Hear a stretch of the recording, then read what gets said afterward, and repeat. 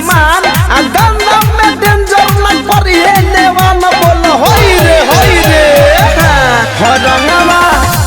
हमें नाही डालम हमके माफ करो पहिले जंगला के जंगल भौजी साफ करो पहिले जंगला के जंगल भौजी साफ करो।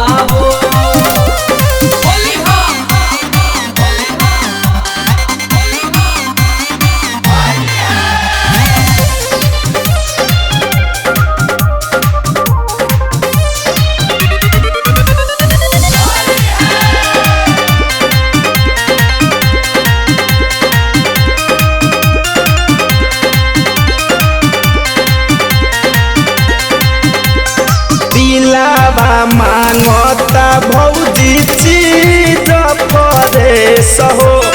चीज फरेस भौजी चीज फरेस हो चोक पीछ करिया के लागे नहीं ठेस हो लागे नहीं ठेस भौजी लागे नहीं ठेस हो कहिए से करत रही पलान कहिए से करत रही पलान मिलल बा मौका रंगम दलान बोल होई रे हाँ दिलावा मांगत भौजी चीज फरेस हो चीज फरेस भौजी चीज फरेस हो खोजता पिछ करिया के लागे ना ठेस हो लागे नहीं ठेस भौजी लागे नहीं ठेस हो हम डबो नहल बा हमारे जनी हाथ करो हम डबो नहल बा हमारे जनी हाथ करो पहिले जंगला के जंगल भौजी साफ करो पहिले जंगला के जंगल भौजी साफ करो।